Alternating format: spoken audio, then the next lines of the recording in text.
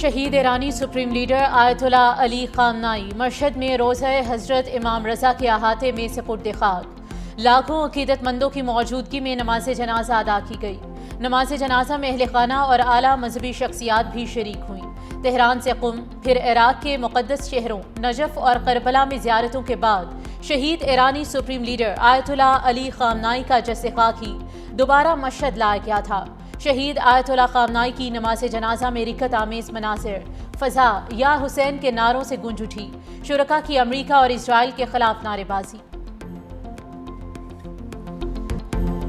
شہید آیت اللہ خامنائی کی نماز جنازہ ادا ہوتے ہی امریکہ کے ایران پر حملے، بوشہر، سیستان، بندر عباس، کنارک میں دھماکے سنے گئے۔ اس سے پہلے امریکہ نے ایران کے 5 صوبوں پر حملے کیے، 17 افراد جاں بحق، 78 افراد زخمی ہوئے۔ ایرانی جزیرے قشم، سیرک، بندر عباس، چابہار اور کنارک میں دھماکے سنے گئے۔ ایرانی میڈیا کے مطابق جاسک، بوشہر، ہرمزگان، جزیرہ ابو موسیٰ میں بھی بمباری، ریلوے پل، بندرگاہیں اور ایئرپورٹ کو بھی نشانہ بنایا گیا۔ IRCGC کا ریڈار سسٹم اور اینٹی شپ میزائل تنصیبات کو بھی نشانہ بنایا گیا۔ مشہد میں 2 پلوں کو نشانہ بنانے کے باعث ٹرین سروس معطل۔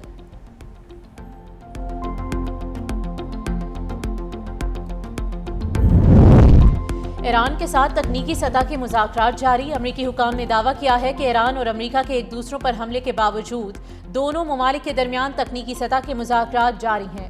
امریکی میڈیا کے مطابق پاکستان اور قطر بطور ثالث ایران اور امریکہ کو دوبارہ مذاکرات کی میز پر لانے کے لیے کوششیں کر رہے ہیں۔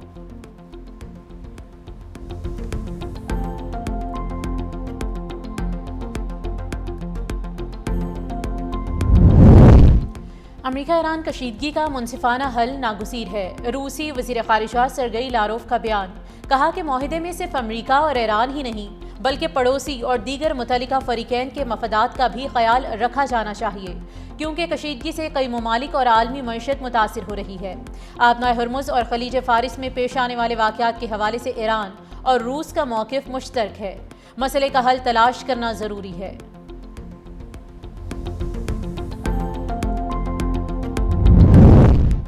اسرائیل کا حماس کے ترجمان حازم قاسم پر قاتلانہ حملہ، حازم قاسم شدید زخمی، باڈی گارڈ شہید۔ حماس کے مطابق حازم قاسم کی گاڑی کو ممکنہ طور پر ڈرون سے نشانہ بنایا گیا۔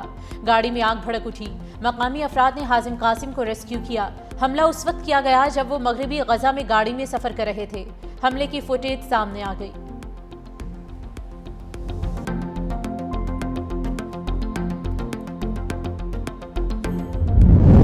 امریکی صدر کے ایران کو سخت نتائج کی دھمکی، ایران معاملے کو کینسر سے تشبیہ دے دی، کہا ہمیں اس کینسر سے نجات پانا ہوگی۔ سوال کیا، آپ جانتے ہیں نا کینسر کے ساتھ کیا کیا جاتا ہے؟ کینسر کو ابتدا ہی میں کاٹ کر نکال دیا جاتا ہے۔ ایران کو آج ہم نے بہت بڑا دھچکا دیا۔ تہران ہمارے ساتھ معاہدے کی بھرپور کوشش کر رہا ہے۔ ٹروتھ سوشل پر بیان جاری کرتے ہوئے کہا کہ صدر ڈونلڈ ٹرمپ نے کہا کہ بحری جہازوں پر حملوں کے رد عمل میں ایران پر حملے کیے، ایسا دوبارہ ہوا تو نتائج زیادہ سنگین ہوں گے۔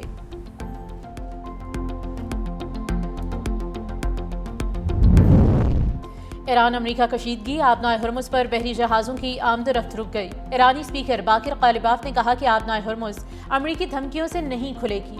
آبنائے ہرمز ایرانی انتظامات خود مختاری کے تحت کھولی جائے گی۔ ایکس پر باقر قالیباف کی پوسٹ، امریکہ کو مخاطب کرتے ہوئے کہا کہ اگر آپ حملہ کریں گے تو جواب بھی ملے گا۔ امریکہ نے ابھی تک یہ نہیں سیکھا کہ دھونس جمانے اور وعدہ خلافی کرنے کی قیمت ادا کرنی پڑتی ہے۔ بے مقصد ہاتھ پاؤں نہ ماریں ورنہ دلدل میں دھنس جائیں گے۔ آبنائے ہرمز امریکی دھمکیوں کے ذریعے نہیں بلکہ صرف ایرانی انتظامات کے تحت ہی کھل سکتی ہے۔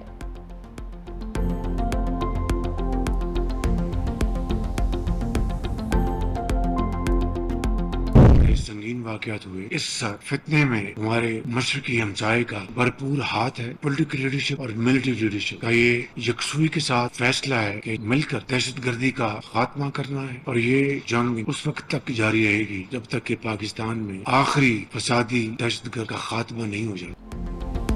پاکستان میں دہشت گردی کے پیچھے بھارت ہے۔ مشرقی ہمسایہ دہشت گردوں کو فنڈنگ اور اسلحہ فراہم کر رہا ہے۔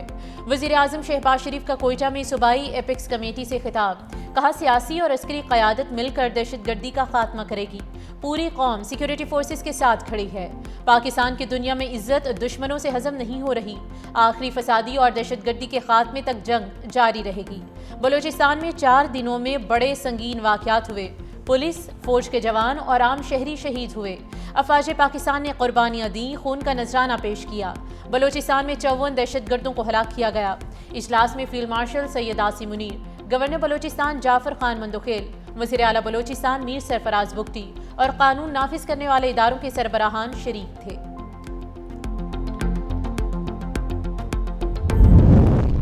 وفاقی وزیر داخلہ محسن نقوی کی نیو یارک میں بنگلہ دیشی ہم منصب صلاح الدین احمد سے ملاقات، مشترکہ مفادات کے شعبوں میں تعاون بڑھانے پر اتفاق، پولیس افسران کی تربیت، ایکسچینج پروگرامز، سائبر کرائم اور آن لائن فراڈ کی روک تھام کے لیے اشتراک مضبوط بنانے پر اتفاق ہوا۔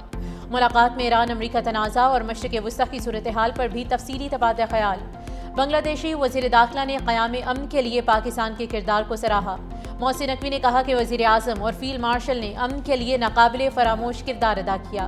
دونوں ممالک کو باہمی تعلقات مزید مستحکم کے نئے مواقع سے فائدہ اٹھانا چاہیے۔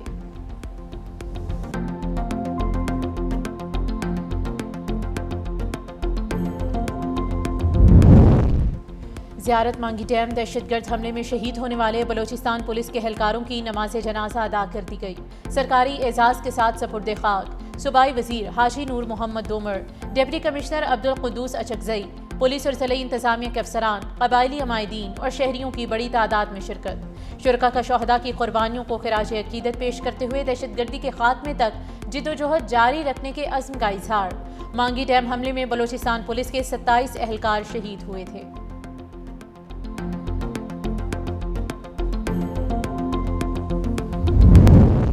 پاکستان اور امریکہ کے درمیان باہمی تجارتی معاہدے پر 2 روزہ مذاکرات واشنگٹن میں جاری۔ سیکرٹری تجارت جواد پال پاکستانی وفد کی قیادت کر رہے ہیں۔ ترجمان دفتر خارجہ طاہر حسین اندرابی کہتے ہیں کہ مختلف وزارتوں کے نمائندے ورچوئل پلیٹ فارم کے ذریعے مذاکرات میں شریک ہوں گے۔ مذاکرات کا مقصد پاکستان اور امریکہ کے درمیان تجارتی تعلقات کو مزید فروغ دینا، باہمی تجارت میں سہولت کاری اور 2 طرفہ اقتصادی تعاون کے نئے مواقع تلاش کرنا ہے اور موجودہ تجارت میں تنوع اور اضافے کی راہ کو ہموار کرنا ہے۔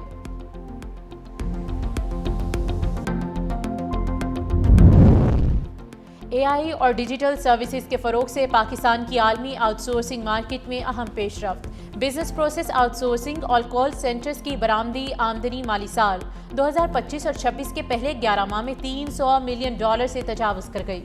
اسٹیٹ بینک کے مطابق جولائی سے مئی کے دوران کال سینٹرز کی برآمدات 269 ملین سے بڑھ کر $322 ملین تک پہنچ گئیں۔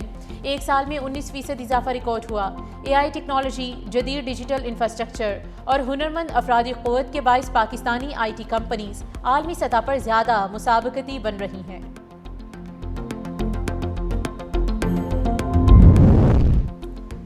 بچوں کا غیر محفوظ اور غیر ذمہ دارانہ سوشل میڈیا استعمال سماجی، نفسیاتی اور سیکیورٹی خطرات میں اضافے کا باعث بننے لگا۔ عالمی تحقیقات کے مطابق اسکرین ٹائم میں اضافہ، خراب نیند، بے چینی، ڈپریشن، تعلیمی مسائل، ذہنی جسمانی نشوونما پر منفی اثرات مرتب کرنے لگا۔ سائبر مجرم اور منظم جعلساز گروہ بھی سوشل میڈیا کے ذریعے بچوں کو نشانہ بنانے لگے۔ ماہرین نے خبردار کیا ہے کہ بچوں کے بہتر تحفظ کے لیے والدین، تعلیمی اداروں اور میڈیا کی مؤثر آگاہی کے ساتھ مؤثر قانون سازی، ضابطوں اور آن لائن نگرانی کو ناگزیر قرار دیا ہے۔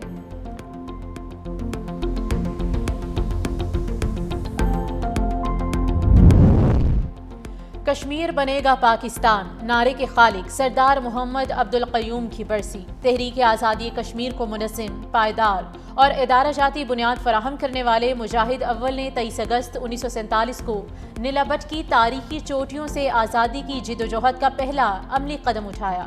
سابق ریاستی فوجی اہلکاروں کو منظم کیا، جس نے قیوم بریگیڈ کی شکل اختیار کی۔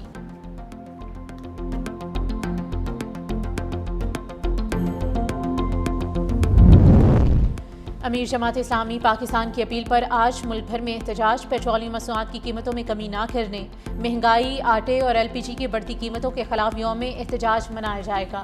تمام صوبائی، ڈویژنل، ضلعی ہیڈ کوارٹرز پر احتجاجی مظاہرے کیے جائیں گے۔ امیر جماعت اسلامی حافظ نعیم الرحمان لاہور کے علاقے اچرا میں احتجاجی مظاہرین سے خطاب کریں گے۔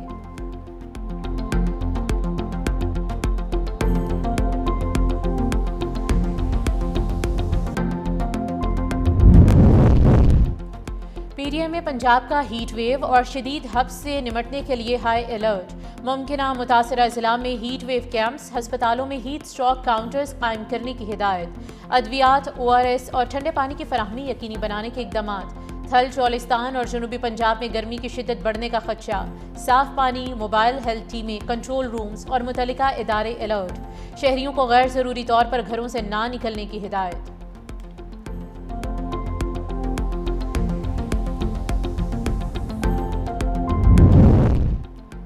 خواتین کے تحفظ کے لیے پنجاب ویمن پروٹیکشن اتھارٹی کا اہم اقدام، 24 گھنٹے فعال ٹول فری ہیلپ لائن نے کام شروع کر دیا۔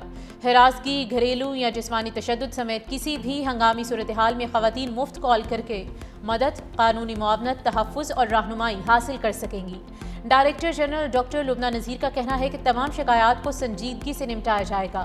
متاثرہ خواتین کی معلومات مکمل رازداری میں محفوظ رکھی جائیں گی۔ پنجاب حکومت کسی بھی خاتون کو اکیلا نہیں چھوڑے گی۔